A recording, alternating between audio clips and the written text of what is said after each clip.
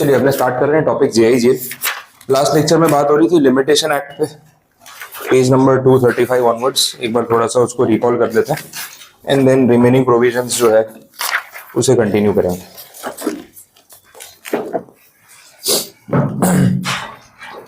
चलिए देखें, limitation act 1963, objective क्या था एक्ट का वो ध्यान में है? हाँ, टाइमली केस फाइल करना चाहिए आपको, ठीक है। वैसा है तो कोई भी जस्टिस अगर आपको चाहिए, आप कोर्ट में जाना चाहते हो, तो ये डेडलाइन है जिसके अंदर आपको कोर्ट में एप्लीकेशन करना पड़ेगा। अगर आप लेट हो गए तो फिर कोर्ट आपकी बात सुनने से मना कर देगा, फिर बोलेगा आप अपने आप सेटल कर लो, आउट ऑफ द कोर्ट कोई सोल्यूशन निकलता है तो आप निकाल लो, मना नहीं कर रहे। लेकिन कोर्ट में हम आपका केस सुन के कोई जजमेंट या कोई डिसीजन नहीं देंगे बिकॉज यू आर लेट। अब ये रखना इंपॉर्टेंट था बिकॉज ऐसा अगर नहीं किया तो पेंडिंग केसेस बहुत बढ़ते जाएंगे और लोग कभी भी राह चलते जब मन करेगा आ जाएंगे कोर्ट में, और कोर्ट अपने ऑब्लिगेशन में परेशान होता रहेगा कि अब इतने पुराने केसेस को सॉल्व करे कैसे। ये एक्ट जो है मेनली सिविल प्रोसीडिंग्स पे ज्यादा एप्लीकेबल है, क्रिमिनल वाले पे नहीं है। कुछ स्पेशल केसेस में ही क्रिमिनल लॉ पे एप्लीकेबल होता है because crime can be reported at any point of time. 20 साल बाद भी क्राइम रिपोर्ट हो सकता है। 20 साल पहले ऐसा हुआ था तो तब क्यों नहीं बोला, मतलब ऐसा था, डर लग रहा था, कोई धमकी दे रहा था तो बोल नहीं पाए, सिचुएशन ऐसी नहीं थी कि सेफ नहीं लग रहा था तो नहीं बोला, आज हिम्मत आ गई तो रिपोर्ट कर रहे हैं, तो भाई ठीक है, दैट इज पॉसिबल।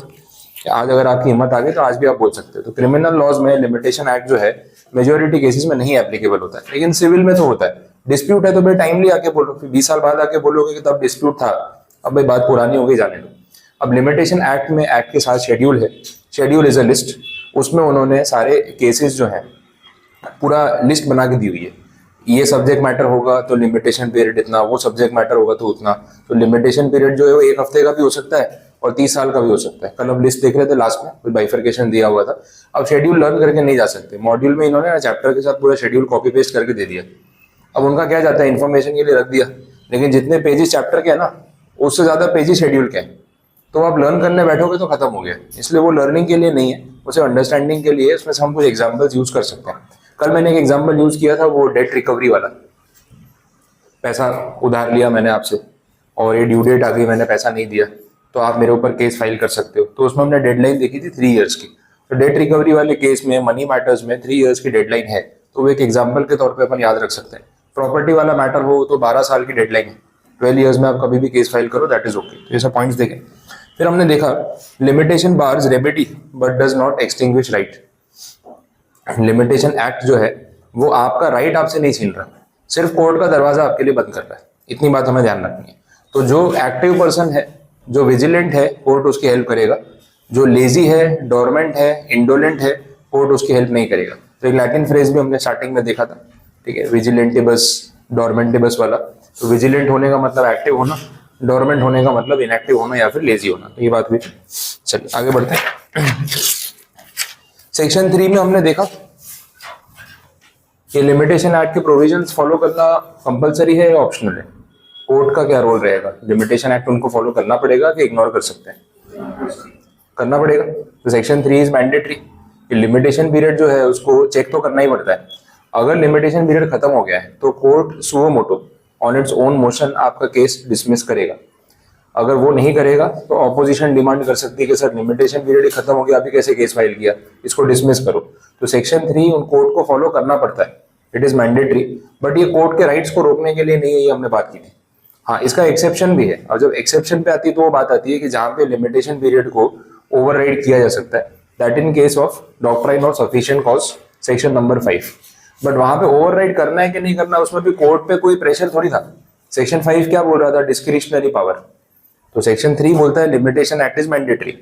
सेक्शन 5 बोलता है कि सफिशिएंट कॉज के डॉक्ट्राइन के अकॉर्डिंग कोर्ट अगर चाहे तो किसी को एक्स्ट्रा टाइम दे सकता है कि चलो आप लेट आए हो लेकिन आपका केस एक्सेप्ट कर लेते हैं। बट ये कोर्ट का डिस्क्रिशनरी पावर है। तो आप देख लो, दोनों ही सेक्शंस को मिला के देखो, कोर्ट पे किसी तरीके का कोई प्रेशर नहीं है।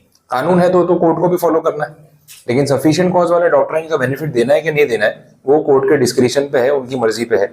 उनको जेन्युइन लगेगा तो देंगे, अदरवाइज मना कर देंगे।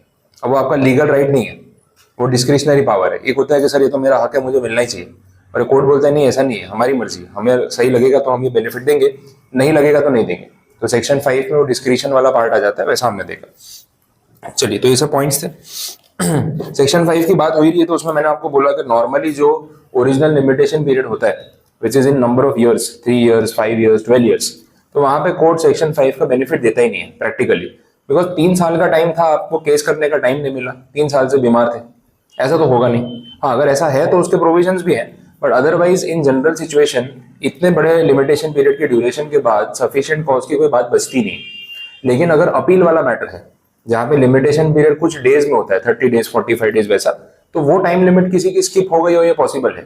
हॉस्पिटलाइज हो गया था 15-20 दिन, 25 दिन, 30 दिन से, और 30 दिन खत्म हो गए, हो सकता है ऐसा, तो वहां पे सेक्शन 5 में कोर्ट इजीली आपको थोड़ा बहुत एडिशनल टाइम ग्रांट कर देती है। तो ये एक नॉर्मल प्रैक्टिस की बात यहाँ पे इन्होंने की, ये सब हमने देखा था। सफिशिएंट कॉज के कुछ एग्जांपल्स भी देखे, कुछ केसेस भी देखे थे। ठीक है, अब जो ब्लॉक है नया वाला, उस पर आ जाते हैं। सेक्शन नंबर 6, 7, 8, 9, ये सब सेक्शन हमने कल पेंडिंग रखे थे, तो आप इस ब्लॉक को टारगेट करके चैप्टर को कंप्लीट करेंगे।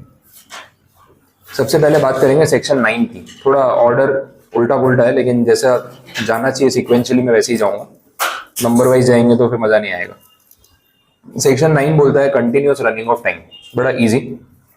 कुछ रिसेंट अभी 2-3 पेपर्स में ये सेक्शन भी पूछा हुआ है, क्योंकि चैप्टर बहुत छोटा सा है, वही 10-20 सेक्शन है, उसी में से घुमा घुमा के एक एक क्वेश्चन रिपीट होता रहता है। तो सेक्शन 9 भी आ चुका है, continuous running of time. Limitation period एक बार स्टार्ट हुआ तो उसमें ना पॉज बटन नहीं है, स्टार्ट टू स्टॉप, पॉज नहीं कर सकते।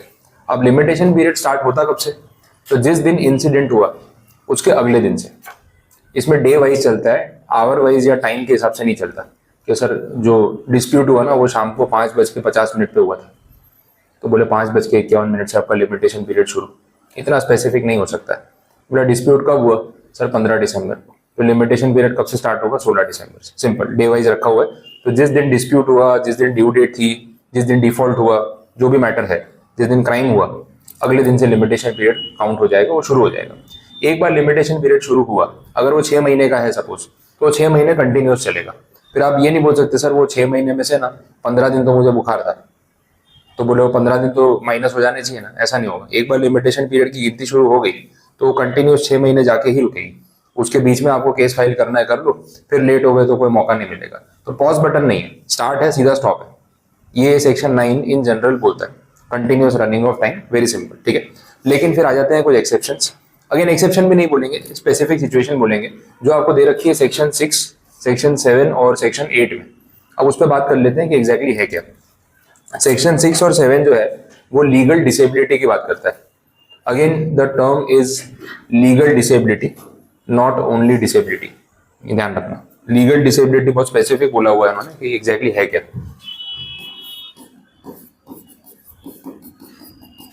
डिसेबिलिटी है और एक लीगल डिसेबिलिटी है। देखो कोर्ट में जब ये सब टाइम लिमिट की बात हो रही है, डेट की बात हो रही है, तो आपको आर्ग्यूमेंट दिया जा रहा है सर ऐसा हो गया था, वैसा हो गया था, ये था, वो था, तो कोई जेन्युइन एक्सक्यूज तो होना चाहिए। अभी होता है ना, आप कितनी बार यहाँ पे भी नहीं आते, अगले दिन मैं पूछता हूँ कहाँ थे, तो कुछ ना कुछ रीजन तो आपको देना पड़ेगा।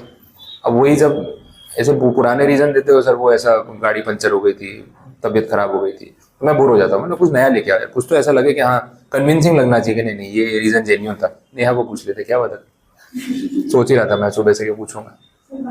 बाहर गई थी, चलो ठीक है, थोड़ा जेन्युइन लग रहा है कि बाहर गई होगी तभी नहीं है क्लास में, नहीं तो आ जाती। और वो बीमार होने वाला थोड़ा सा बोलते ना ऐसे बहाना साउंड होता है, क्योंकि एक दिन बीमार होता है अगले दिन ठीक हो जाते हैं। समझिए, आप 2-3 दिन कोई बीमार हो रहा है तो समझ में भी आता है कि चलो तबियत खराब हो गई है वो। लेकिन कभी कभी ऐसा लगता है कि एक्सक्यूज में भी कुछ वैरायटी आनी चाहिए, वो एक दो सुन के बोर हो जाते हैं। अब कोर्ट में भी जाके आप ऐसे ही बोल रहे हो, बोले कहाँ थे, लिमिटेशन पीरियड खत्म हो गया, बोले सर बीमार थे। बोले कितने महीनों से? ऐसा पता नहीं क्या होता है, कभी बुखार हो जाता है, कभी सर दर्द हो जाता है, कभी पेट में तकलीफ हो जाती है, कभी कमर दर्द हो जाता है। बोले आजकल तो ऐसे ही है, तबीयत ठीक ही नहीं रहती। बोले इतने साल से तुम्हारी तबीयत एक भी दिन ठीक नहीं थी, ऐसा तो होना नहीं चाहिए। तो नॉर्मली डिसेबिलिटी अगर आप ऐसे कुछ क्लेम करते हो तो अलग चीज़ है, लेकिन कोर्ट बोलता है कि हम जिस चीज़ को अलाउ करेंगे वही लीगल डिसेबिलिटी में आ सकता है, जेन्युइन रीजन होना चाहिए। अब सेक्शन 6 जो है वो यहाँ पे ऐसा बोल रहा है, देखो जिस दिन वो इवेंट हुआ, इवेंट बोल लो या इंसिडेंट बोल लो, जिस दिन वो मैटर हुआ, अभी हमने देखा कि अगले दिन से लिमिटेशन पीरियड स्टार्ट हो जाता है। अब लिमिटेशन पीरियड एक बार स्टार्ट हो गया तो वो कंटिन्यूअसली चलेगा, सेक्शन 9 में जो बात हो रही थी। अब बीच में अगर आपको कुछ हो गया, आप बीमार हो गए, तो सेक्शन 6 आपकी कोई मदद नहीं करेगा, वो लीगल डिसेबिलिटी में नहीं आता। लेकिन जिस दिन वो इवेंट हुआ, वो इंसिडेंट हुआ, अगर ऑलरेडी उस दिन आप लीगल डिसेबिलिटी फेस कर रहे थे, तो फिर आपका लिमिटेशन पीरियड तब तक स्टार्ट नहीं होगा जब तक आप ठीक नहीं हो जाते। बात को ध्यान से समझना, जिस दिन इवेंट हुआ, इंसिडेंट हुआ, उस दिन ऑलरेडी आप कोई डिसेबिलिटी फेस कर रहे थे। जिस डिसेबिलिटी को लीगल सिस्टम एक्सेप्ट करता है तो उसको हम क्या बोलेंगे, लीगल डिसेबिलिटी। तो अगर उस दिन आप ऑलरेडी डिसेबल्ड थे तो कोर्ट बोलेगा कि भाई ऐसी सिचुएशन में हम इस पर्सन का लिमिटेशन पीरियड अभी काउंट करना स्टार्ट नहीं कर रहे, उसको ठीक हो जाने दो। इन शॉर्ट, जितने टाइम तक आप डिसेबल्ड रहोगे उतना टाइम आपको एक्स्ट्रा मिल जाएगा। आपके ठीक होने के बाद आपका लिमिटेशन पीरियड काउंट होना स्टार्ट होगा। ये एकदम बेसिक स्टोरी है। अब सवाल ये है कि लीगल डिसेबिलिटी होती क्या है, तो वो इन्होंने यहाँ पे सेक्शन 6 में समझाया हुआ है। लीगल डिसेबिलिटी का एक मतलब है या तो आप माइनर हो या फिर आप इंसेन हो। माइनॉरिटी मतलब बिलो 18 और इंसेन का मतलब कि आपको कोई मेंटल हेल्थ इशू है जिस वजह से आप कोर्ट में केस करने शायद नहीं जा पाओगे, या आप उस माइंडसेट पे नहीं हो कि आप ये सब चीज़ों को समझ सको, तो कोर्ट आपको यहाँ पे एक स्पेशल प्रिविलेज दे सकता है। तो लीगल डिसेबिलिटी में वो सर दर्द था, बुखार था, कमर दर्द हो रही थी, तबीयत ठीक नहीं लग रही थी, वो सब नहीं काउंट हो रहा है। यहाँ पे क्या काउंट हो रहा है, या तो आप माइनर हो या फिर कोई मेंटली आपको हेल्थ इशू है जो सीरियस मैटर है। तो उस सिचुएशन में सेक्शन 6 आपको ये बेनिफिट दे सकता है कि लिमिटेशन पीरियड तब तक स्टार्ट नहीं होगा जब तक आप ठीक नहीं हो जाते। बात समझ आ गई? बट ये सेक्शन आएगा कब, जब इस दिन पे ऑलरेडी आप डिसेबल्ड थे।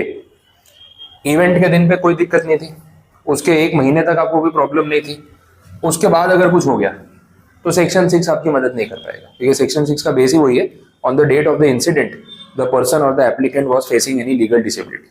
तो जब तक वो ठीक नहीं होगा तब तक उसका लिमिटेशन पीरियड स्टार्ट नहीं करेंगे। अब मान लो आपको ठीक होने में 6 महीने लग गए, तो ये जो पूरे 6 महीने हैं ये आपके लिमिटेशन पीरियड में काउंट नहीं होंगे। लिमिटेशन पीरियड स्टार्ट कब से होगा, उसके अगले दिन से। अब लिमिटेशन पीरियड है कितना, तो बोले इस मैटर में लिमिटेशन पीरियड 1 साल का होता है, तो 1 साल इस 6 महीने के बाद काउंट होगा। तो आपको एक्चुअली में टोटल टाइम कितना मिल गया, 1.5 साल मिल गया ना। ये 6 मंथ्स जब आप डिसेबिलिटी फेस कर रहे थे और ये 1 ईयर जब आपको लिमिटेशन पीरियड एक्चुअली में मिला, तो इसके अंदर अंदर ये जो है ये पूरा आपका बेनिफिट हो गया। उसके बाद आपको कैलकुलेशन करना पड़ेगा कैसे हो रहा है। बात समझ आ रही? तो 6 मंथ्स तक लीगल डिसेबिलिटी थी, लिमिटेशन पीरियड काउंट नहीं होगा। उसके बाद लिमिटेशन पीरियड काउंट होना आपका स्टार्ट होगा। इसके अंदर अगर आपने केस फाइल कर दिया, वेल एंड गुड। अगर यहाँ पे गए तो फिर रिजेक्ट हो गया। अब बात क्लियर हो? ठीक है। तो सेक्शन 9 और सेक्शन 6 कहीं ना कहीं वो स्टोरी वाइज यहाँ पे कनेक्टेड है।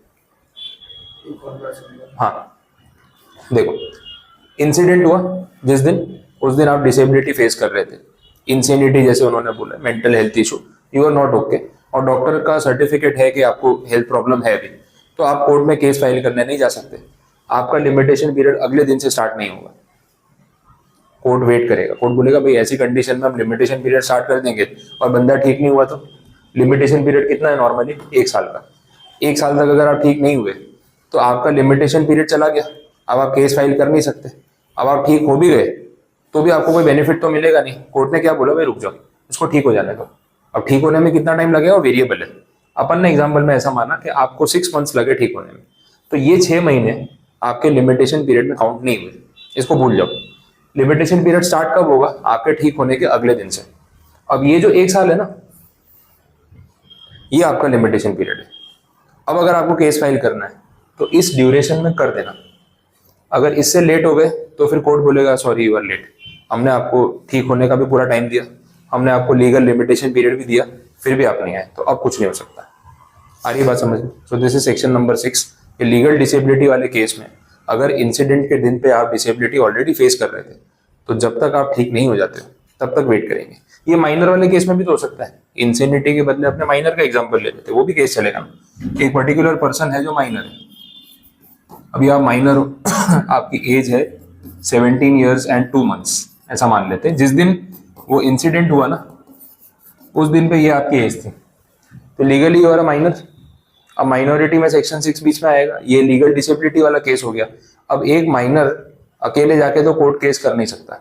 हाँ, अगर माइनर को कोर्ट केस करना ही हो तो उसको रोक नहीं रहे, लेकिन उसको कोई लीगल गार्डियन के थ्रू करना पड़ेगा जो 18 अबव हो। कोई होना चाहिए उसके साथ, गार्डियन होना चाहिए जो 18 अबव हो, उसके थ्रू वो केस कर सकता है। पर वो बोल रहे हैं सर मेरे पास ऐसा कोई पर्सन नहीं है जिसके थ्रू मैं केस फाइल कर सकूं, अब मैं क्या करूं?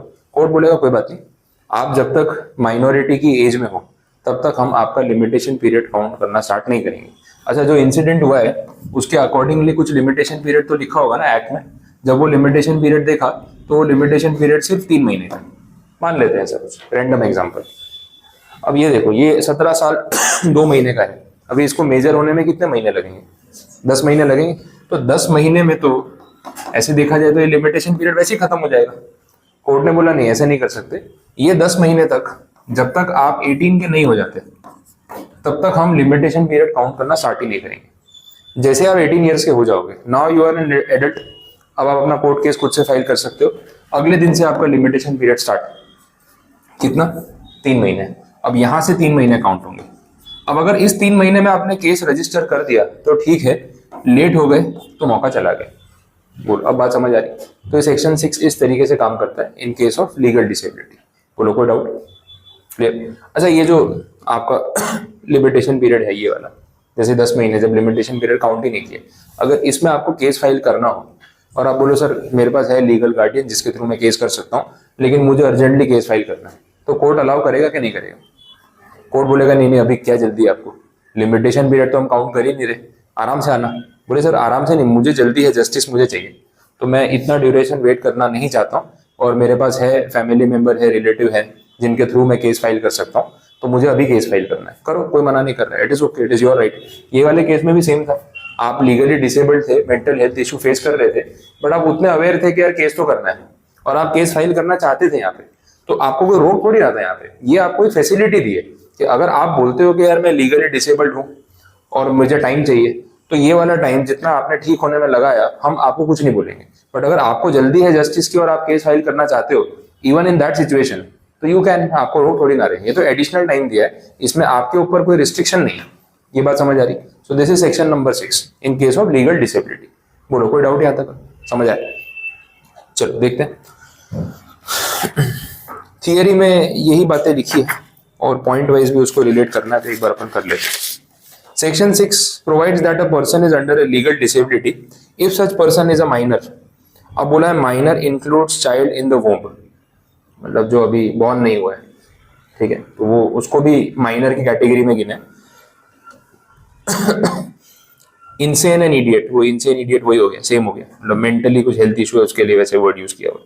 नेक्स्ट बोला in such case the person will be entitled to fresh starting point of limitation from the due date, from the date on which the legal disability ceases to exist, subject to the following conditions. पहली condition, if a person is affected by several disability at one point of time, then the person may institute a suit or make application after all disabilities have ceased. Situation समझा रहे हैं, यहाँ पे हम disability की बात कर रहे थे, कोई सीवियर बीमारी की बात कर रहे थे। जो पर्सन है, जो एप्लीकेंट है, उसको एक से ज्यादा बीमारी है, हो सकता है मल्टीपल इश्यूज है। कोर्ट ने यहाँ पे सेक्शन में बोला या एक्ट में बोला गवर्नमेंट ने, कोई बात नहीं, जब उसकी आखिरी बीमारी ठीक हो जाएगी ना, उसके बाद उसका लिमिटेशन पीरियड हम काउंट करना स्टार्ट करेंगे। सारे प्रॉब्लम आपके पहले जो हेल्थ इशू है सॉर्ट आउट कर लो, उसके बाद बात करें, कोई प्रॉब्लम नहीं। एक सिचुएशन बता दी। सेकंड पॉइंट में देखो, if one legal disability is followed by another, एक बीमारी ठीक होती नहीं है कि दूसरी हो जाती है, ऐसे वेटिंग में चल रही है, आपने टोकन नंबर बांट रखा है बीमारियों, भाई एक खत्म होगी फिर दूसरी आएगी, दूसरी खत्म होती तीसरी आएगी, हो सकता है ऐसा। कोर्ट ने बोला चलो हमें क्या जल्दी है, कोई बात नहीं, एक एक करके सारी बीमारियां आप निपटा लो, एक्सपीरियंस ले लो लाइफ का, जब मन भर जाए तब आ जाना, समझ आए? तो ये भी अलाउ कर दिया कि एक के बाद एक डिसेबिलिटी हो रही है, तो एक ठीक हो गई, दूसरी हो गई, दूसरी ठीक हो गई, तीसरी हो गई, इमीडिएट हो रहा है, तो भाई सारी खत्म हो जाए ना जब, उसके बाद आओगे तो चलेगा। लिमिटेशन पीरियड हम तब तक काउंट नहीं करेंगे, कोई प्रेशर नहीं हमारी तरफ से। तीसरा, लीगल डिसेबिलिटी ऐसी है जो परमानेंट है, आपके साथ ही जाएगी। अभी तक एक डिसेबिलिटी थी, फिर बोला एक के बाद एक हो रही है, अब बोला ये डिसेबिलिटी परमानेंट है, आप जब तक हो तब तक रहेगी। अब ऐसे केस में लिमिटेशन पीरियड तो स्टार्ट ही नहीं हो पाएगा, टेक्निकली तो यही होगा, यहाँ पे भी ऐसे ही बोला है, लिमिटेशन पीरियड स्टार्ट होगा आपके मरने के बाद, अगले दिन से।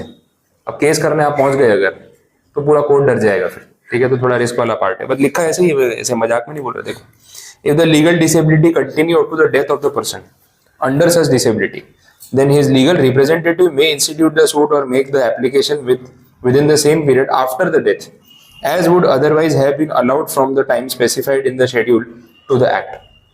मतलब अब जो पर्सन है डिसेबल्ड, उसकी डेथ हो गई, तब तक उसकी डिसेबिलिटी उसके साथ ही रही, अब उसका लिमिटेशन पीरियड उसके मरने के बाद स्टार्ट हो रहा है, तो वो खुद तो केस फाइल करने आ नहीं पाएगा, तो केस फाइल करने किसको आना पड़ेगा? उसके फैमिली वालों को आना पड़ेगा।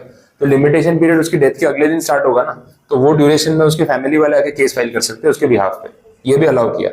अब वो बेचारा जो जिसकी डेथ हो गई, उसको बेचारे को तो अपने रहते हुए जस्टिस मिला ही नहीं, अब उसके मरने के बाद उसके फैमिली वाले केस फाइट कर रहे हैं, अब जस्टिस मिल भी गया तो उस तक तो बेनिफिट पहुंचा ही नहीं ना, तो ये ट्रबल तो है। इसलिए मैंने आपको स्टार्टिंग में बोला कि सेक्शन 6 रिस्ट्रिक्शन नहीं लगाता है, आपको फैसिलिटी देता है। अब वो जो पर्सन है उसको पता है कि उसकी डिसेबिलिटी लाइफ टाइम है, डॉक्टर ने बोल दिया भाई ये तो परमानेंट है, ठीक नहीं हो सकता। अब वो बोलेगा कि यार अब मैं केस कैसे जीतूंगा, ये तो एक्सपीरियंस रह ही जाएगा मेरा, केस फाइल ही नहीं कर पाऊंगा। तो उसको अगर केस फाइल करना है तो वो कर सकता है, उसको मना थोड़ी ना किया है। बट अगर नहीं कर पा रहा है तो लिमिटेशन पीरियड टेक्निकली उसकी डेथ के बाद भी स्टार्ट हो सकता है।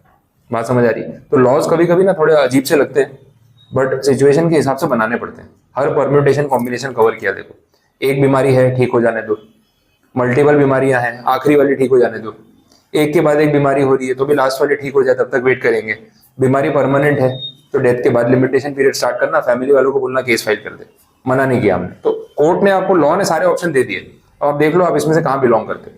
बात क्लियर हुई? ठीक है। तो लॉज बनाते टाइम ना हर पॉसिबिलिटी को ध्यान में रख के चलना पड़ता है, इसलिए हम देखते हैं कि प्रोविजंस इतने सारे हो जाते हैं, देखिए मल्टीपल पॉसिबिलिटीज हो सकती है। तो एक बेसिक तरीका है। लास्ट पॉइंट देखो उसमें, section 6 does not apply to appeals. Noteworthy point है वो, कहीं एग्जाम में यूज हो जाता है जब ये सेक्शन पूछते हैं ना, डायरेक्ट नहीं पूछना तो ये पॉइंट यूज करते हैं। Section 6 does not apply to appeals. अब अपील मतलब क्या? वही जो मैं कल आपको बता रहा था, ओरिजिनल केस आपने फाइल कर दिया है, हियरिंग हो चुकी है, फैसला आ चुका है, आप केस हार चुके हो, अब आप हायर अथॉरिटी को अपील करना चाहते हो, हायर कोर्ट में, सुप्रीम कोर्ट में, that is appeal. Section 6 appeals पे अप्लाई नहीं होता, और कॉमन सेंस है, सेक्शन 6 ओरिजिनल केस पे अप्लाई हो सकता है, क्योंकि जिस दिन इंसिडेंट हुआ उस दिन आप लीगली डिसेबल्ड थे तो आप कोर्ट में जा ही नहीं पाए, दैट इज सेक्शन 6। अपील वाली बात तो कब आती है? ओरिजिनल केस फाइल होने के बाद आती है। तो फिर वहां पे ये पॉइंट जो है वो को रिलेट हो ही नहीं पाएगा, क्योंकि आपने ओरिजिनल केस फाइल कर दिया है, मतलब लीगल डिसेबिलिटी या तो ठीक हो गई या तो है ही नहीं, फैसला आ चुका है, केस हार चुके हो, अब अपील में जा रहे हो। अब अगर कुछ बीमारी हो भी गई तो सेक्शन 6 तो आपकी कोई हेल्प कर ही नहीं पाएगा। तो section 6 will not apply in case of appeal, it will only apply in case of original application and in case you were disabled on the date of the incident itself, otherwise section 6 बीच में नहीं आता। अब बोले sir ये वाली appeal वाली situation हुई, सपोज कि भाई आप केस हार गए, अब अपील करने के लिए आपको मिले हैं 30 डेज, और उन 30 डेज में आपका एक्सीडेंट हो गया या बहुत सीवियर इशू हो गया या चोट वोट लग गई, कोमा में चले गए, कुछ भी हो गया, अब केस नहीं फाइल कर पा रहे। अब बोले सेक्शन 6 तो कोई मदद कर ही नहीं सकता, तो और कोई रास्ता है? एक रास्ता है सेक्शन 5, जो कल पढ़ा था, अभी देख रहे थे। सेक्शन 5 सफिशिएंट कॉज का डॉक्ट्राइन एक ओपन जनरल सेक्शन है, उसमें आप कोई भी मैटर लेके जा सकते हो, सर ऐसा हो गया था, वैसा हो गया था, जो आपको सही लगे। सेक्शन 6 बहुत स्पेसिफिक है, उसमें लीगल डिसेबिलिटी बात किसकी की है? माइनर की और इनसेन की। लेकिन सेक्शन 5 में ऐसा कोई रीजनिंग नहीं दिया था, वहां बोला था सफिशिएंट कॉज, आपकी अगर कोई जेन्युइन प्रॉब्लम है आप कोर्ट को बताओ, अगर कोर्ट को लगेगा वो अलाउ कर देंगे। अब कोर्ट में जाके बताया सर कोमा में था 45 डेज से, तो कोर्ट मानेगा उस बात को कि नहीं मानेगा? मेडिकल रिपोर्ट्स के बेस पे तो समझ आएगी, टाइम एक्सटेंशन मिल जाएगा। तो सेक्शन 5 इज ओपन एंडेड, उसमें आप बेनिफिट ले लो अगर आप इसमें कवर नहीं हो रहे, तो वो बैकअप में आपके पास हमेशा अवेलेबल रहता है। ये थॉट क्लियर रखना। आइए बात समझ में क्लियर, चलो आगे बढ़े। सेक्शन 7 देख लो, ये भी सेम लाइन पे है। सेक्शन 7 में ऐसा बोला है कि जो एप्लीकेंट है जिसका नुकसान हुआ है वो एक नहीं है, एक से ज्यादा लोग हैं, ठीक है, को एप्लीकेंट्स हो सकते हैं, तो आप में से कोई भी जाके केस फाइल कर सकता है, ये स्टोरी है। अब ऐसा है कि आप में से कोई एक पर्सन लीगल डिसेबिलिटी फेस कर रहा है on the day of incident, तो लिमिटेशन पीरियड तो टेक्निकली स्टार्ट होना ही नहीं चाहिए। अब इसमें दो ऑल्टरनेटिव्स हैं। देखो आप 4-5 लोग हो, suppose you all are the victims, आप में से, आप सबके साथ आपका नुकसान किया मैंने, सभी का नुकसान हुआ है, तो आप में से कोई एक आके केस फाइल करे तो भी इक्वली वैलिड होगा सबके बिहाफ पे, दैट इज ऑल्सो ओके। अब आप में से कोई एक पर्टिकुलर पर्सन है जो कोई लीगल डिसेबिलिटी फेस कर रहा है, बाकी सब नॉर्मल है, ठीक है। अब सेक्शन 7 ये बोलता है कि इस सिचुएशन में आपको उसकी लीगल डिसेबिलिटी का बेनिफिट मिल सकता है और लिमिटेशन पीरियड एक्सटेंड हो सकता है जब तक वो ठीक नहीं हो जाए, बट कंडीशन ये है कि वो मेन पर्सन होना चाहिए जिसको सबसे ज्यादा नुकसान हुआ है, और आप लोग उसके साथ जुड़े हुए होने चाहिए। बट अगर वो मेन पर्सन नहीं है या आप सबका नुकसान इक्वली हुआ है और आप सब लोग उसके बिहाफ पे केस फाइल कर सकते हो, तो फिर वेट करने की क्या जरूरत है? कॉमन सेंस भी तो यही बोलती है, सर वही मेन बंदा है, उसकी तबीयत ठीक नहीं तो हम कैसे फाइल करें, हमारा तो इतना नुकसान नहीं हुआ है, मेन ज्यादा लॉस तो उसका हुआ है, तो he is the main victim and we are with him, तो फिर उस सिचुएशन में उसके ठीक होने का वेट करना पड़ेगा। लेकिन अगर वो मेन विक्टिम नहीं है या फिर सब बराबर है, तो उसका कंसेंट लेके या उसके बिहाफ पे या उसकी फैमिली से साइन लेके आप लोग केस कंटिन्यू कर सकते हो। तो सेक्शन 7 ये दोनों प्रैक्टिकल बातें यहाँ पे एकदम क्लियरली बोलता है। अगेन सेक्शन 7 अपील्स पे एप्लीकेबल नहीं है, जैसे सेक्शन 6 नहीं था, सेम स्टोरी चल रही है वैसे। देख लो सेक्शन 7 की लैंग्वेज पढ़ के देख लो, आप 2 मिनट लो, उसको रीड करो, जो मैंने बोला उससे रिलेट करो, कुछ लिखना है तो आप नोट भी कर लो अपने वर्ड्स में, कोई इशू नहीं। 2 पॉसिबिलिटीज बताइए।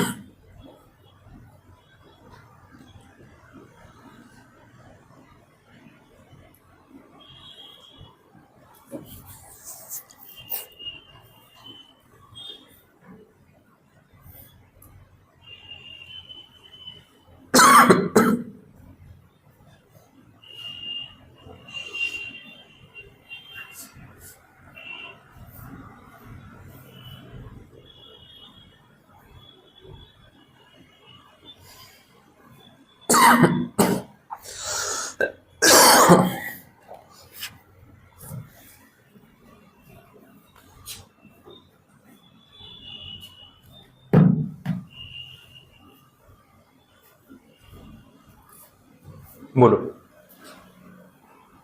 क्लियर है कंडीशन? लैंग्वेज समझ आ रही? कुछ पूछना हो, कोई पॉइंट में डाउट, लैंग्वेज में कोई कंफ्यूजन है साथ साथ में पूछते जाना ताकि क्लियर हो जाए। ठीक है, वो दोनों इंस्टेंस समझ आ गए कि अगर मल्टीपल एप्लीकेंट्स हैं, मेन एप्लीकेंट बीमार है तो उसके वेट कर, मतलब ठीक होने का वेट करेंगे। अगर वो मेन एप्लीकेंट नहीं है, बाकी लोग उसके बिहाफ पे केस फाइल कर सकते हैं, तो फिर उसके ठीक होने का वेट नहीं करेंगे, लिमिटेशन पीरियड आपका स्टार्ट हो जाएगा और आपको पहले केस फाइल करना पड़ेगा। तो 2 पॉसिबिलिटीज बता दी। देखो लॉज में 99% कॉमन सेंस चलती है, 99%। बहुत कम बार ऐसा होगा कि जो कॉमन सेंस बोलती है और जो लॉ में लिखा है ऑपोजिट जा रहा है। उसका भी शायद कोई रीजन लॉ मेकर्स के पास होगा जो हमें रिलेट नहीं हो रहा है। बाकी अदरवाइज एब्रप्ट अननेसेसरी ऐसे उल्टे पुल्टे कानून कोई नहीं बनाता है कि भाई लॉजिक ये बोलता है, कॉमन सेंस ये बोलती है, कानून कुछ अलग बोलता है, ऐसा कभी नहीं होता है। तो एग्जाम में ये चीज अपने लिए हेल्प भी करती है कि बहुत बार क्या होता है, कोई चीज का प्रोविजन अपने को नहीं पता है, केस दिया हुआ है, अब सेक्शन नहीं पता है तो कंक्लूड कैसे करें। लॉजिकली कॉमन सेंस लगा के भी अगर आप एक कंक्लूजन दे दो तो बहुत बार पॉसिबिलिटी होती है कि आपका कंक्लूजन प्रोविजन के साथ मैच हो जाएगा। तो कॉमन सेंस तो आपको खुद ही यूज करनी है, जहां पे फंस जाओ। अब कभी 10 में से 2 क्वेश्चन में अपन ऐसे फंसते भी, बाकी के तो पढ़ के गए होंगे, लेकिन 1-2 में फंस गए ना, कॉमन सेंस लगा के भी अगर एक साइड लेके आप आंसर लिख के आओगे ना, 50% चांस रहेगा कि सही पड़ जाए। अच्छा, डिप्लोमेसी नहीं चलती है, ये खास बता देता हूँ, स्टूडेंट सबसे ज्यादा गलती यही करते हैं। अब केस में पूछा होता है ना, हाँ या ना, सही है या गलत है, ये सही है वो सही है, दोनों पार्टी में से अपने को आंसर आता नहीं, सही सॉल्यूशन तक हम पहुंच नहीं पा रहे, तो हम गोल गोल बातें घुमा रहे हैं। ऐसा भी हो सकता है, वैसा भी हो सकता है, हाँ भी हो सकता है, ना भी हो सकता है, ये भी सही हो सकता है, वो भी सही हो सकता है। जजमेंट थोड़ी हुआ है, तो इसमें आपको मार्क्स नहीं मिलेंगे। चेकर भी समझ जाते हैं, इसको पता ही नहीं चला क्या सही है क्या गलत है। तो आपको पहले कॉमन सेंस ढूंढनी है कि लॉजिकली कौन सही लग रहा है, लॉजिकली कौन गलत लग रहा है। एक साइड लेनी पड़ेगी और फिर उस साइड को जस्टिफाई करने के लिए आपको कन्विक्शन के साथ आंसर लिखना पड़ेगा। उसमें 50% चांस है कि आपका आंसर सही पड़ जाए, जिसकी साइड आपने ली वही सही निकले। लेकिन अगर आप दोनों बातें करोगे तो पक्का 0 है। लेकिन ना ए की साइड ली ना बी की, ना येस बोला ना नो बोला, कोई मार्क्स नहीं मिलेंगे। तो केस लॉज में कहीं फंसोगे ना, तो आपको एक साइड तो लेनी पड़ेगी और उसी के फ्लो में आपको लिखना पड़ेगा कि ये मैं कैसे जस्टिफाई करूंगा जो स्टैंड में ले रहा हूँ। प्रोबेबिलिटी है कि वो फिर भी एक बार सही पड़ जाए, कोई मार्क्स बन जाए वैसा। तो कोई क्वेश्चन में फंसते हैं ना, तो फिर ये चीज का ध्यान रखना है कि डिप्लोमेटिक नहीं लिखना है, आपको स्टैंड क्लियर रखना पड़ेगा। अब जज सोचो ऐसे डिसीजन दे रहा है, मर्डर का केस है, बोलो हो सकता है इसने मर्डर किया भी हो सकता है ना भी किया हो सकता है इसको फांसी दे दो तो भी ठीक है, नहीं तो भी ठीक है, जजमेंट लिख के दे दिया। देख लो क्या करना है, समझ लो। लग तो रहा है मर्डर किया है इसने, बट मैं भी श्योर नहीं हूँ, तो देख लो फांसी वांसी देनी तो दे दो, नहीं देनी तो चलने दो। तो ये कौन सा जजमेंट हुआ है, उसको बताओ तो सही क्या करना है। फांसी दे रहे हो नहीं दे रहे हो, उसने मर्डर किया है नहीं किया है, एक चीज तो बोलो। तो बोले नहीं हमको एग्जाम टाइम से आदत है, हम केस लॉ का जजमेंट दे ही नहीं पाते। बोले है ऐसे कैसे इंसान को जज बना दिया जो केस लॉ का जजमेंट ही नहीं दे पा रहा है, तो फंस जाएंगे ना। तो you have to be very specific and sure कि आप किस साइड पे आंसर लिख रहे हो, वैसा तो ध्यान रखना। चलो सेक्शन 7 हो गया कंप्लीट। अब इस ग्रुप का लास्ट सेक्शन है सेक्शन नंबर 8। इंपॉर्टेंट सेक्शन है, जितना छोटा दिख रहा है उतना इंपॉर्टेंट है, बिकॉज इसमें ना एक कैलकुलेशन वाला केस बन सकता है। पूरा डेटा देके एक सिचुएशन बता के वो लोग समझा सकते हैं। मैं भी वैसे ही आपको बता रहा हूँ तो समझ में आ जाएगा कि एग्जैक्टली हो क्या रहा है। देखो सेक्शन 8, 6 और 7 के बाद पढ़ने वाला सेक्शन है। सेक्शन नंबर 6 और 7 लीगल डिसेबिलिटी की बात करते हैं। लीगल डिसेबिलिटी ठीक होने तक आपको लिमिटेशन पीरियड में एग्जेम्पशन मिल जाता है, ये बेसिक स्टोरी थी। सेक्शन 8 ऐसा बोलता है कि किसी भी पर्सन ने या एप्लीकेंट ने अगर लीगल डिसेबिलिटी का बेनिफिट क्लेम किया है तो उसकी लीगल डिसेबिलिटी ठीक होने के बाद उसको मैक्सिमम जो लिमिटेशन पीरियड दिया जा सकता है वो 3 साल का हो सकता है। ये बोल रहा है सेक्शन 8। बहुत छोटा सा प्रोविजन है, 2 ही पॉइंट्स है, एक नॉर्मल कंडीशन है, एक एक्सेप्शन है, तो मैं दोनों बता रहा हूँ। पहले नॉर्मल कंडीशन में ऐसा बोला कि भाई कोई भी एप्लीकेंट अगर लीगल डिसेबिलिटी का बेनिफिट क्लेम करता है सेक्शन 6 में या 7 में, ठीक है, तो उसकी लीगल डिसेबिलिटी जितने भी टाइम चली हो, 2 महीने चली हो कि 5 साल चली हो, ठीक होने के बाद उसको लिमिटेशन पीरियड मैक्सिमम कितना मिल सकता है? Only 3 years. ये कंडीशन है। तो मान लो जो भी पर्सन डिसेबल्ड है उसकी डिसेबिलिटी 6 साल चली, 6 साल तक वो डिसेबल्ड था, फिर ठीक हुआ, तो उसके बाद उसको लिमिटेशन पीरियड अब कितना मिलेगा? 3 इयर्स का। तो टोटल कितना हो गया? 9 years from the date of the incident. Simple story, इतना ही पॉइंट है। लेकिन इसका एक एक्सेप्शन है, हावेवर करके एक पॉइंट दिया हो, उसको प्रोविजो या फिर एक्सेप्शन बोलते हैं। प्रोविजो ऐसा बोल रहा है कि एक सिचुएशन है जहां पे ये चीज थोड़ा सा प्रॉब्लम क्रिएट करेगी। अब ये एग्जांपल है ना, उसी से रिलेट करा रहा हूं। देखो आपकी लीगल डिसेबिलिटी कितने साल तक चली? 6 साल तक। आपने लीगल डिसेबिलिटी का बेनिफिट क्लेम किया कोर्ट में, राइटिंग में, एप्लीकेशन में, तो उसके बाद आपका लिमिटेशन पीरियड कितना बचा? 3 साल। टोटल 9 इयर्स हो गए। अगर आप ये लीगल डिसेबिलिटी की बात करते ही नहीं ऑन पेपर लीगली कहीं पे भी, तो जो ओरिजिनल लिमिटेशन पीरियड था ना, वो भी तो होगा कुछ। ओरिजिनल लिमिटेशन पीरियड जो लॉ में लिखा था, शेड्यूल में लिखा था, आपके केस में वो था 12 इयर्स। अब अगर आप देखो तो ये डिसेबिलिटी क्लेम करके आपका ड्यूरेशन कम हो गया। अगर आप कोर्ट को बताते ही नहीं कि ऐसी कोई लीगल डिसेबिलिटी है, कोई क्लेम करने नहीं जाते, तो इंसिडेंट के दिन से 12 साल तक का टाइम आपके पास था। लेकिन आपने जब ये लीगल डिसेबिलिटी क्लेम की तो उसके बाद आपके पास लिमिटेशन पीरियड कितना बचा? सिर्फ 3 साल। तो टोटल कितना हो गया? 9। तो ऐसा नहीं लगता है क्लेम करके नुकसान हो गया? तो प्रैक्टिकली फर्क नहीं पड़ता है, 12 साल क्या 9 साल बहुत होते हैं एक केस फाइल करने के लिए, लेकिन मैथमेटिकली आपको दिख रहा है कि यहाँ नुकसान हो रहा है, नहीं क्लेम करते ज्यादा टाइम मिलता उस सेंस में। तो प्रोविजो ऐसा बोलता है कि अगर ऐसी सिचुएशन आ जाए तो फिर आपके लिए लिमिटेशन पीरियड ये वाला माना जाएगा। ठीक है, आप ही सोचो, बेनिफिट देने के नाम पे नुकसान थोड़ी कर सकते हैं किसी का। जो 12 साल उसको वैसे मिल रहे थे, आपने ये बेनिफिट दिखा के उसको 9 साल कर दिया, तो लॉस नहीं हो गया उसका? क्वांटिटी वाइज गिन लो, लॉस नहीं हो गया उसका। तो बोला कि भाई ऐसे केस में अगर ओरिजिनल लिमिटेशन पीरियड इस चीज से ज्यादा है तो उसको ये बेनिफिट तो मिलना ही चाहिए। आप ये कैसे छीन सकते हो? फिर 9 साल हो गए, लॉ ने बोल दिया अब खत्म, लिमिटेशन पीरियड खत्म। बोले सर ये तो बेसिक ही गलत हो गया। जिस केस में नॉर्मली किसी भी इंसान को 12 साल का टाइम मिलता है, उल्टा ये तो बेचारा डिसेबल्ड था, पता भी नहीं था कब ठीक होगा, तो डिसेबिलिटी क्लेम की तो आपने उसका टोटल ड्यूरेशन घटा के 9 साल कर दिया। ये कैसे हो गया? तो ये अनफेयर नहीं है? थोड़ा सा फेयर अनफेयर वाली बात है। चलो 9 साल और 12 साल को बहुत होते हैं, कोई फर्क नहीं पड़ता प्रैक्टिकली, बट फेयर और अनफेयर की बात हो रही तो ये तो अनफेयर हो गया। तो प्रोविजो में, एक्सेप्शन में उन्होंने ऐसा लिख दिया कि ऐसी सिचुएशन में ये वाला लिमिटेशन पीरियड एग्जिस्ट करेगा। अब मैं इस चीज को ना एक फॉर्मूला की तरह समझा देता हूँ जिसमें दोनों कंडीशन आपकी कवर हो जाती है। आप इसको ऐसे समझ सकते हो, या तो लीगल डिसेबिलिटी प्लस 3 इयर्स या फिर ओरिजिनल लिमिटेशन पीरियड, दोनों में से whichever is higher. Simple. अब देख लो, दोनों कंडीशंस का कंबाइंड इफेक्ट वही होगा, या तो ओरिजिनल लिमिटेशन पीरियड या लीगल डिसेबिलिटी प्लस 3 इयर्स, दोनों में से विच एवर इज हायर, उतना बेनिफिट आपको मिलेगा। इसी एग्जाम्पल में मान लो, प्रोविजो हटा रहा हूं, ये जो आपकी लीगल डिसेबिलिटी है ये 6 साल के बदले 12 साल चली होती तो क्या होता फिर? तो फिर उसके बाद 3 साल तो मिलते ना आपको, या खत्म हो जाता है यहाँ? फिर तो ये मिलते। 12 साल तक तो मैं डिसेबल्ड था, मैं क्लेम कर रहा हूँ डिसेबिलिटी, अब इसके बाद तो 3 साल दो मुझे, तो टोटल तो 15 हो गए ना। अब बात समझ आई? तो फिर ये वाला फॉलो होगा। तो इन दोनों में से whichever is higher, whichever is more, उतना आपको क्लेम करने को मिलेगा। बात समझ आई? ये सेक्शन सीधा नहीं पूछेंगे, ये सेक्शन में आपको ऐसी स्टोरी देंगे, आपको बोलेंगे एक पर्सन है mister A, legal disability face कर रहा था, डिसेबिलिटी उसकी 5 साल तक चली, ओरिजिनल लिमिटेशन पीरियड जो है वो 6 साल का था। अब इस सिचुएशन में उसका लिमिटेशन पीरियड कैसे काउंट होगा, उसको कितना बेनिफिट मिलेगा वो आपको बताना है। अब अगर ओरिजिनल लिमिटेशन पीरियड उसको 6 साल का है सपोज, और लीगल डिसेबिलिटी उसकी 5 साल चली है, तो ये 5 + 3 हो गया 8, तो कौन सा वाला काउंट होगा? 8 वाला, विच एवर इज हायर। बात समझ आई? तो ये आपको कंक्लूड करना होगा। तो ये छोटा सा पैराग्राफ है सेक्शन 8, ज्यादा नहीं है, 2 ही कंडीशन है, बट पूछेंगे तो केस बना के पूछ सकते। तो आपको पहले प्रोविजन समझाना पड़ेगा, फिर केस के कंक्लूजन पे आना पड़ेगा। बात समझ आई?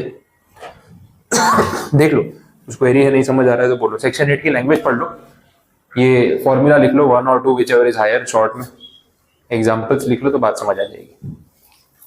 तो मैं आपको एग्जाम्पल प्रॉपरली लिखवा देता हूँ, तब तक आप ये इक्वेशन जो है ना वो कॉपी कर लो।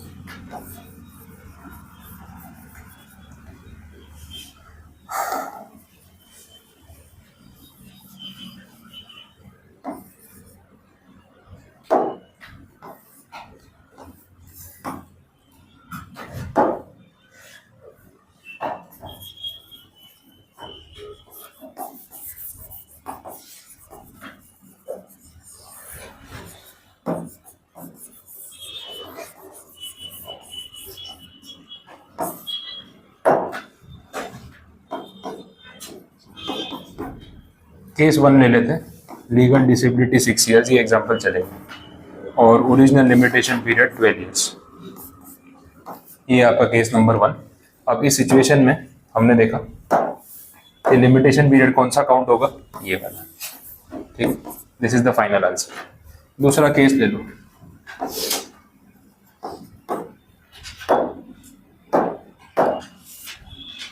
लीगल डिसेबिलिटी जो है 5 ईयर्स प्लस 3, ये हो गया 8, और जो आपका ओरिजिनल लिमिटेशन पीरियड है वो मान लेते हैं 6 ईयर्स। अब इस केस में कौन सा सिलेक्ट होगा, ये वाला। बात समझ आ रही है? दोनों केस में विच एवर इज हायर ऐसे सिलेक्ट होगा। 2 पॉसिबिलिटीज हो सकती है, दोनों मैंने एक एक एग्जांपल बता दिया। अब देख लो, कुछ नहीं समझ आ रहा हो तो बोलो, नोट कर लो एक बार इसको, अच्छा पॉइंट है।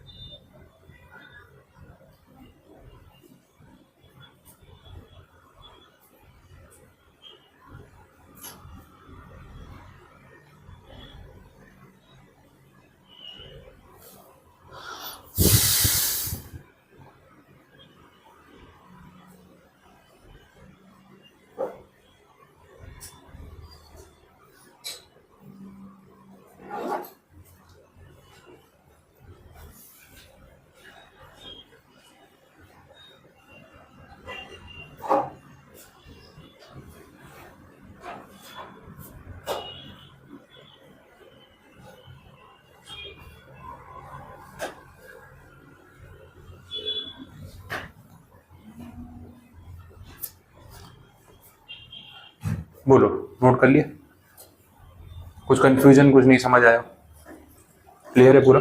ठीक है, सेक्शन 8 यहाँ पे आपका कंप्लीट। तो सेक्शन 6 से लेकर 9 का जो पूरा ब्लॉक था वो यहाँ पे हमारा हुआ कंप्लीट। आगे बढ़ते हैं, कुछ और सेक्शंस है वो भी डिस्कस कर लेते हैं। एक सेक्शन नंबर 12 दे रखा है, exclusion of time in legal proceedings, page 240।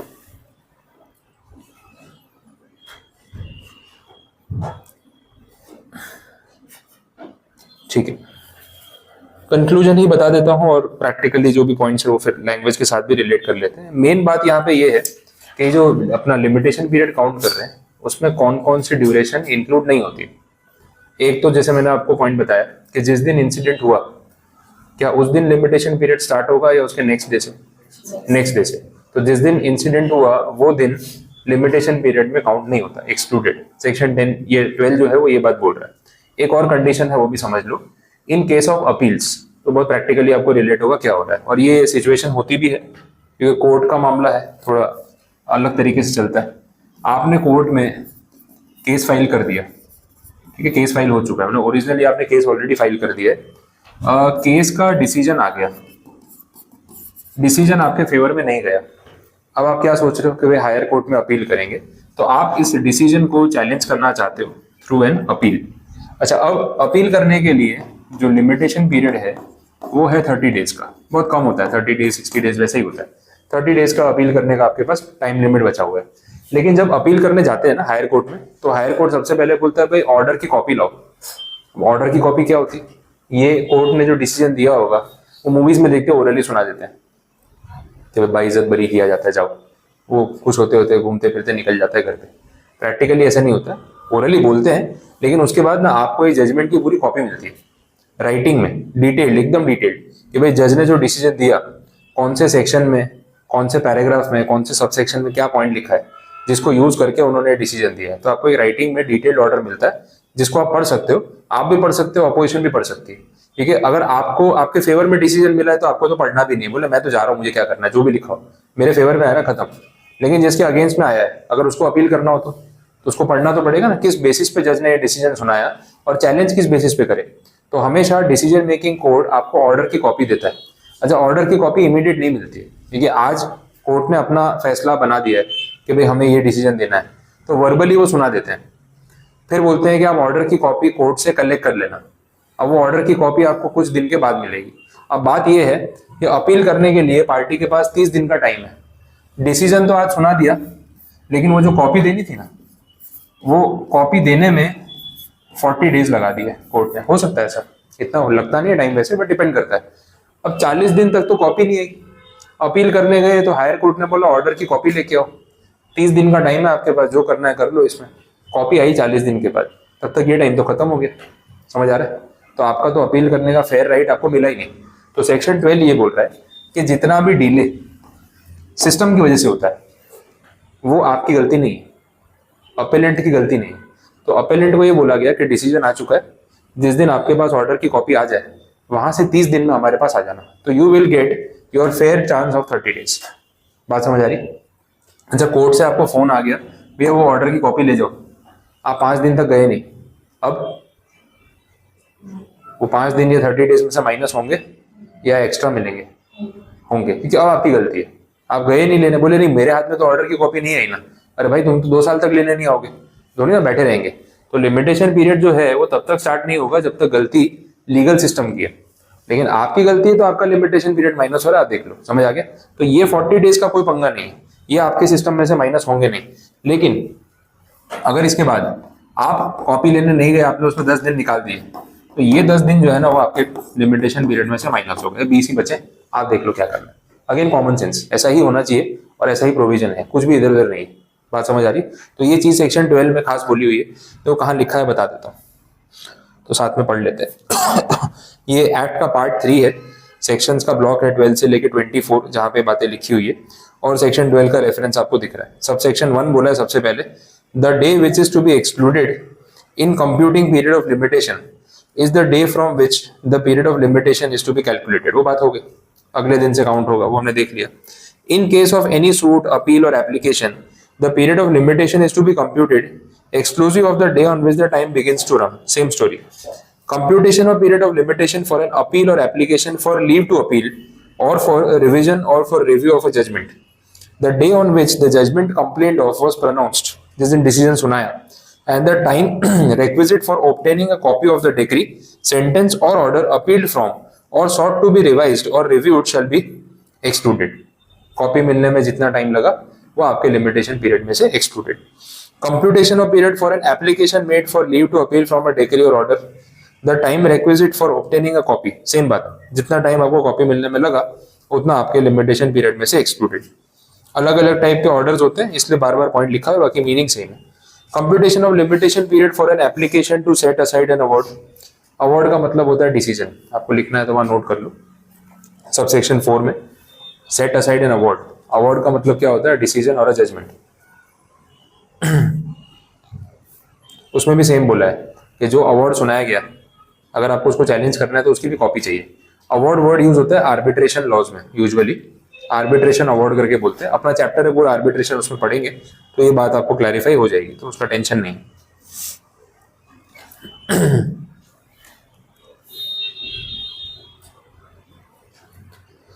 ठीक है, तो ओवरऑल इस पूरे सेक्शन का जो क्रक्स है वो यही है कि जितनी मिस्टेक या जितना एरर या जितना डिले कोर्ट के सिस्टम की वजह से या लीगल प्रोसीडिंग्स की वजह से हो रहा है वो एप्लीकेंट के लिमिटेशन पीरियड में से माइनस नहीं हो। That is the entire conclusion. तो जितना ऐसे लिखा हुआ है इन्होंने रिपीट कर करके आप उसको कट शॉर्ट करके भी एक्सप्लेन कर सकते हो। चलो, अब जो बॉक्स है उसके अंदर एक केस के थ्रू ये बात फिर से समझाई, the time requisite for obtaining a copy, उसका क्या मतलब है। तो अपन ने डिस्कस कर लिया, वो रिपीटेशन है, आप लर्न नहीं करोगे चलेगा।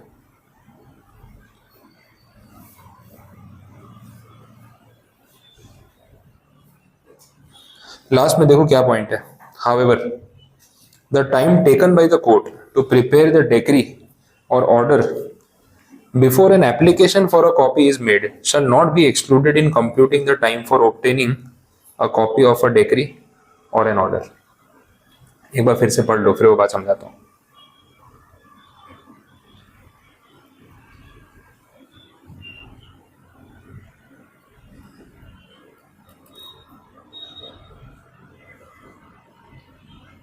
सिंपल है, बोलना ये चाह रहे हैं कि जब कोर्ट का फैसला आ जाता है तो फॉर्मेलिटीज होती है, प्रोसीडिंग्स होती है। तो कोर्ट ने बोला कि आप कॉपी चाहिए, उसके लिए एक एप्लीकेशन करना होता है। तो एक एप्लीकेशन सबमिट कर देना कि you need the copy of the judgment. बोला ठीक है सर, कर देंगे। अब वो एप्लीकेशन करना एक फॉर्मेलिटी, आपने उसमें 2-3 दिन लगा दिए, तो वो 2-3 दिन आपके लिमिटेशन पीरियड में से माइनस नहीं होंगे। बोला वो भी जो ड्यूरेशन काउंट होती है फॉर ऑब्टेनिंग अ कॉपी उसी का पार्ट है और वो कोर्ट के ही सिस्टम में काउंट होंगे, क्योंकि एप्लीकेशन का जो प्रोसीजर उन्होंने बोला है, एप्लीकेशन फ्रेम करने में और अप्लाई करने में 2-4 दिन किसी को लग सकते हैं। तो दैट इज ओके, उसमें कोई प्रॉब्लम नहीं। तो इस बात से हमारे लिमिटेशन पीरियड पे कोई फर्क नहीं पड़ेगा और हमें कोई नुकसान नहीं होगा। सिर्फ क्लैरिफाई किया, एक्सप्लेनेशन जो होते हैं वो क्लैरिफिकेशन के लिए होते हैं वैसे। ठीक है, बस इतनी स्टोरी है। चलो, तो ये अपना सेक्शन नंबर 12 जो है वो यहाँ पे कंप्लीट हुआ। बोलो समझ आया क्या हो रहा है इसमें, क्लियर। आगे बढ़ते हैं, अब इजी सेक्शंस बचे, ज्यादा नहीं, 2-3 ही है तो खत्म हो जाएंगे। सेक्शन नंबर 13 देख लो। 13 में एक नया वर्ड है, टाइटल में आपको मिल जाएगा, मिला कुछ,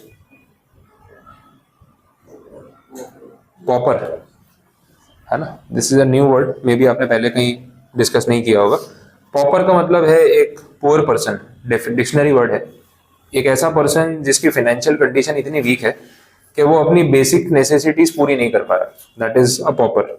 रोटी कपड़ा मकान, बेसिक नेसेसिटी। आजकल बोलते हैं रोटी कपड़ा मकान और वाईफाई, वो बेसिक नेसेसिटी में आ गया। वाईफाई बंद हो जाए तो पूरा दिन बंदा करेगा क्या, कितना भी गरीब हो रील तो देखेगा। ठीक है, तो यहाँ पे बोला है pauper is a poor person जो अपने फाइनेंशियल कंडीशंस या बेसिक फाइनेंशियल नीड्स पूरी नहीं कर पा रहा है। अब एक ऐसा पर्सन है जो फाइनेंशियली इतनी डिस्ट्रेस में है, ऐसी पुअर कंडीशन में है, उसके साथ कोई इनजस्टिस हो जाए तो सामने वाला भी सोचेगा बोले क्या करेगा, पैसे तो है नहीं, जाने तो ना, कोर्ट में जाएगा, कोर्ट की फीस भरनी पड़ेगी, वैसे ही वापस आ जाएगा। तो ये गलत नहीं हो गया। मतलब जिसके पास पैसे हैं वो जस्टिस अफोर्ड कर सकता है, जिसके पास पैसे नहीं हो बेचारा जस्टिस भी अफोर्ड नहीं कर सकता। तो ये तो एक्सप्लॉयटेशन हो जाएगा।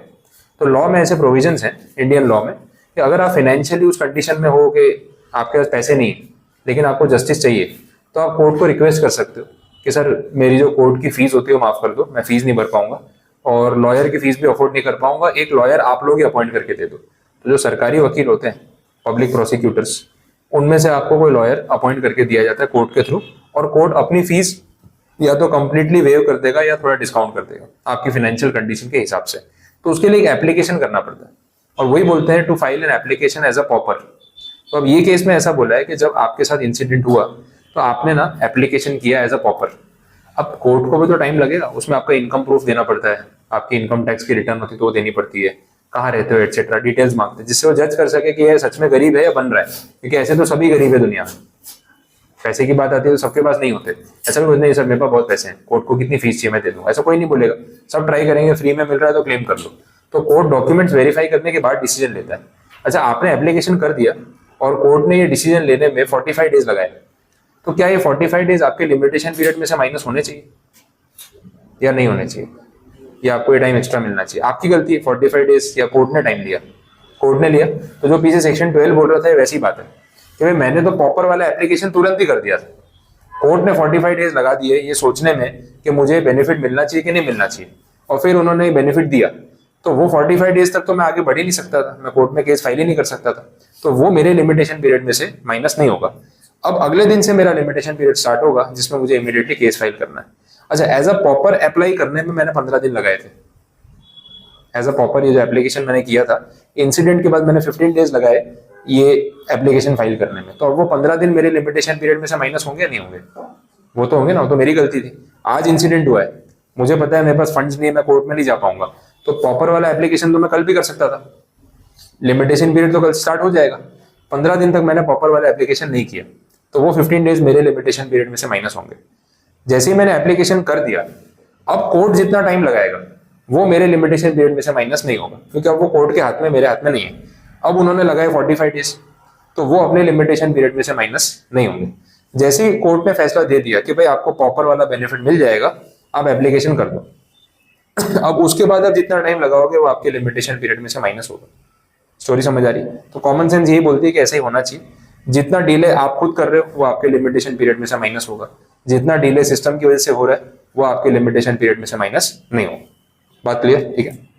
ये सेक्शन 13 है। इसमें ऐसा केस बन जाता है, इसने 15 दिन बाद एप्लीकेशन किया, फिर कोर्ट ने 40 दिन लगाए, फिर इसने उसके बाद एप्लीकेशन किया, तो लिमिटेशन पीरियड कैसे काउंट होगा, तो ये आपको एक्सप्लेन करना आना चाहिए। देखो, लैंग्वेज का बैरियर नहीं, ये बात आप अपने वर्ड्स में एक एक सेंटेंस में समझा सकते हो, लेकिन अगर आपका मीनिंग ही गलत हो गया तो प्रॉब्लम है। तो लैंग्वेज रटने के चक्कर में आप कंसेप्ट पे नहीं जाओगे, उल्टा पड़ जाएगा। बेटर है कि आप कंसेप्ट पे फोकस करो। ठीक है, चलो, तो सेक्शन नंबर 13 ये कंप्लीट हुआ, that is to apply as a proper.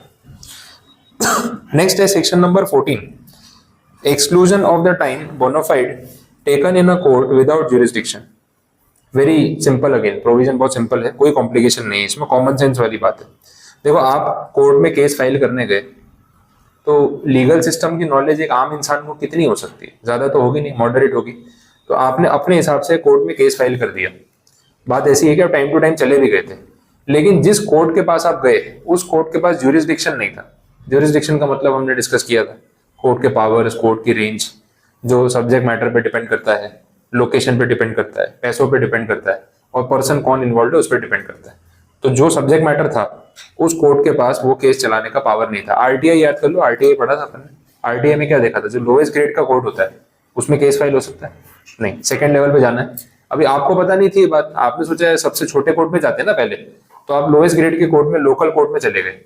अब लोकल कोर्ट को तो पता होना चाहिए ना कि आरटीआई का मैटर है, हम नहीं चला सकते। लोकल कोर्ट ने आपका केस एक्सेप्ट कर लिया और डेट दे दी, हियरिंग शुरू हो गई, वॉट एवर इट इज, मतलब केस एडमिट हो गया। तो आपने सोचा ठीक है, मैंने तो केस फाइल कर दिया टाइमली, मेरी तरफ से कोई डिफॉल्ट नहीं है।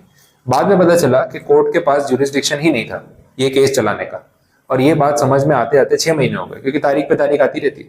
तो 6 महीने बाद ये चीज समझ में आई कि इस कोर्ट के पास तो ज्यूरिसडिक्शन ही नहीं है, और फिर ये बात आपको रियलाइज हुई। अब ये 6 महीने जो चले गए, वो आपके लिमिटेशन पीरियड में से माइनस होने चाहिए या नहीं होने चाहिए? गलती आपकी है या उस कोर्ट की है? किसको ज्यादा नॉलेज होना चाहिए था? कोर्ट को। कोर्ट ने कैसे केस एक्सेप्ट कर लिया? आप बोलोगे यार मेरे को थोड़ी मालूम है, मैं तो केस फाइल किया, अगर ज्यूरिसडिक्शन नहीं था तो मुझे पहले बता देते, जिस कोर्ट में था मैं वहां चला जाता। 6 महीना मेरा क्यों बर्बाद किया? अब दूसरे कोर्ट में गए तो पता चला सर आपका लिमिटेशन पीरियड तो खत्म हो गया, 6 महीने हो गए, उतना ही था। बोले सर मेरी क्या गलती, मैं तो कोर्ट में अगले दिन चला गया था, लेकिन वो कोर्ट ने मुझे बताया नहीं कि यहाँ पे आना है। समझ आ रहा है? तो जो टाइम अगेन आपका कोर्ट के सिस्टम की वजह से, या रॉन्ग ज्यूरिसडिक्शन की वजह से, या फिर लॉयर के गलत आपको गाइड करने की वजह से वेस्ट हुआ है, वो आपके लिमिटेशन पीरियड में से माइनस नहीं होगा। सिंपल सेक्शन 14 इतना ही बोलता है और कुछ भी नहीं। क्लियर? लैंग्वेज देख लो एक बार, आप पढ़ लो, टैली कर लो। ये सब छोटे छोटे सेक्शंस, एक एक क्वेश्चन बनते हैं एग्जाम में, कोई 3 मार्क्स का, कोई 4 मार्क्स का, कोई 5 मार्क्स का, और लिखना लिमिटेड है।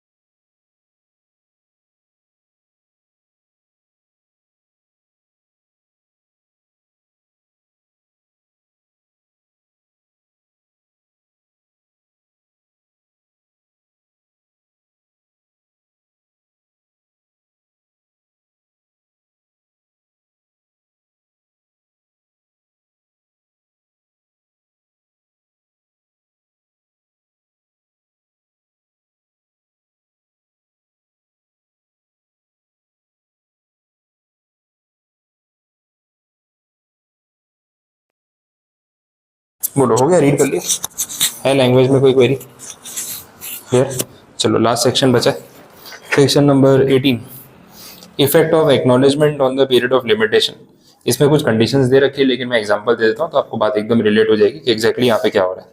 अब सिचुएशन ऐसी है कि सपोज मैं एक बिल्डर हूँ और कोई बिल्डिंग बना रहा हूँ, कोई प्रोजेक्ट लॉन्च किया, आप सब लोग एज अ क्लाइंट जो है बिल्डिंग देखने आए, फ्लैट्स देखे आपने, या अभी बिल्डिंग बन रही है, बनी नहीं है तो आपने प्लान लेआउट वो सब देखा होगा। आजकल वो पूरा 3D एनिमेटेड वीडियो दिखाते हैं, तो वैसे वो रूम बना के आपको प्रोजेक्टर पे दिखाते हैं, तो कैसे देख के एकदम समझ में आता है कि एक्चुअली में बिल्डिंग कैसी दिखेगी बनने के बाद। तो आपने देखा, आपको पसंद आया, आपने एक फ्लैट बुक करा लिया और कुछ टोकन मनी एडवांस जो भी इंस्टॉलमेंट देना स्टार्ट कर दिया। मैंने एक डेडलाइन दे दी आपको कि 31 दिसंबर 2026 तक मैं बिल्डिंग कंप्लीट करके आपको पोजीशन दे दूंगा। और सबका अपना अपना उस हिसाब से कैलकुलेशन था कि पैसे आपने उस हिसाब से मुझे पे करने हैं, और तब तक के लिए आप जहाँ पे भी रह रहे हो, कोई टेम्पररी प्रीमाइसिस है, रेंटेड प्रीमाइसिस है, आप अपने हिसाब से मैनेज कर रहे हो। नाउ यू आर एक्सपेक्टिंग कि दिसंबर 2026 तक मैं आपको पोजीशन दे दूंगा।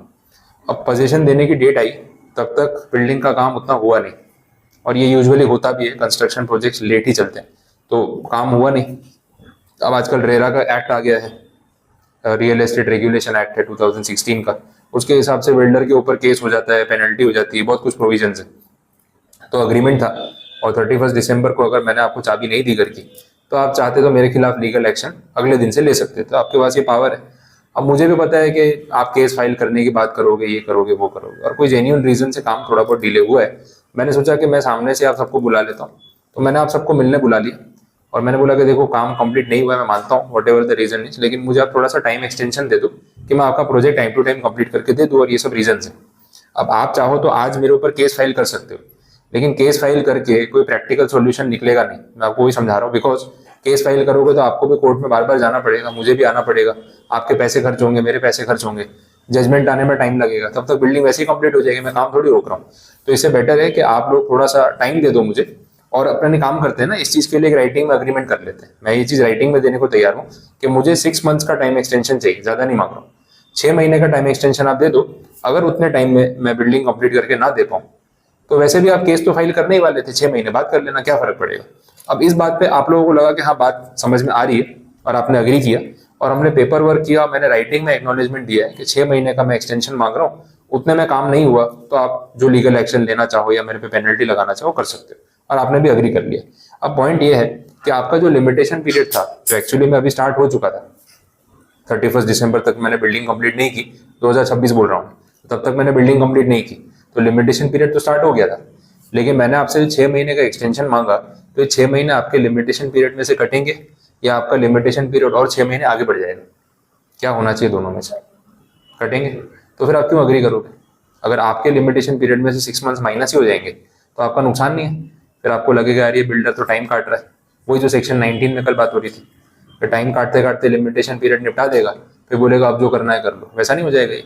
तो यहाँ पे वो सेम लाइन पे प्रोविजन है जो कल 19 में हमने देखा था कि अगर इस तरीके से डेडलाइन आगे बढ़ती है तो लिमिटेशन पीरियड भी उतना ही आगे बढ़ेगा। तो यहाँ पे जो 6 मंथ्स मैंने आपसे मांगा है ना, आप समझ लो आपका लिमिटेशन पीरियड भी और 6 महीने आगे तक एक्सटेंड हो गया। तो इन शॉर्ट, बिल्डर अगर ये सोच रहा है कि मैं ऐसा अग्रीमेंट करके टाइम मांग मांग के लिमिटेशन पीरियड खत्म कर दूं, तो वो नहीं हो पाएगा। आपको उतना लिमिटेशन पीरियड तो मिलेगा ही जितना मिलना चाहिए। बात समझ आ रही? कल सेक्शन 19 में हमने डेट वाले में यही बात देखी थी कि मैंने आपके थोड़े से पैसे दे दिए तो बाकी के पैसों के लिए फ्रेश लिमिटेशन पीरियड स्टार्ट हो जाएगा। सेम केस यहाँ पे भी हो रहा है। बात समझ है? सेक्शन 18 में अब देखो जो पॉइंट्स लिखे हुए हैं ना, अब वो मेरे एग्जांपल से आपको पॉइंट्स को रिलेट करोगे, आपको स्टोरी के साथ मैच होते हुए मिल जाएंगे। There must be an admission और एक्नॉलेजमेंट। मैं एडमिट कर रहा हूँ कि मेरे से डिले हुआ है, ठीक है। Such acknowledgement must be in respect of any property और राइट, वही प्रॉपर्टी का right. It must be made before the expiry of period of limitation. हाँ, आज आपके पास मौका है, आप चाहो तो मेरे ऊपर आज भी केस कर सकते हो, बट मैंने आपको समझाया कि इसका कोई फायदा नहीं है, रुक जाओ। इससे बेटर है कि थोड़ा टाइम दे दो, मैं काम वैसे ही खत्म कर दूंगा। 6 महीने में तो कोर्ट में 2 तारीख भी नहीं आएंगी। 6 महीने में बिल्डिंग कंप्लीट करने का आपको कमिटमेंट दे रहा हूँ, तो आप मेरी बात सुन लो तो ज्यादा फायदा है। वैसी बात हो गई। It must be in writing and signed by the party against whom such property और राइट इज क्लेम्ड। मैंने बोला ना, मैं राइटिंग में साइन करके दे रहा हूँ, मेरे अगेंस्ट ही तो आप क्लेम कर रहे हो ना। मैं राइटिंग में दे रहा हूँ कि मैं 6 महीने का टाइम एक्सटेंशन दो, मैं बिल्डिंग कंप्लीट कर दूंगा। तो देखो ये सारी कंडीशंस अपने इस एग्जांपल से रिलेट हो रही है। अगर ये सब कंडीशन फुलफिल होती है, if all the above requirements are satisfied, a fresh period of limitation shall be computed from the time when the acknowledgment was signed. यहाँ से अब सब नया कैलकुलेशन फिर से स्टार्ट होगा, ये आपको ध्यान में रख के चलना है, ठीक है, सिंपल। तो ये सेक्शन 18 है, ये भी एक पूरा शॉर्ट नोट आंसर बन सकता है, पूछा भी हुआ है पास पेपर्स में, ठीक है। तो बाकी के सारे प्रोविजंस तो हमने देख लिए थे, तो यहाँ पे अपना चैप्टर जो है वो कंप्लीट है। अब आप रीडिंग वाला पार्ट जो है खत्म कर लो आज, जो उसमें डाउट्स आते हैं लैंग्वेज में लेके आ जाओ, ताकि अपना चैप्टर जो है वो डाउट्स के साथ पैकअप हो जाए।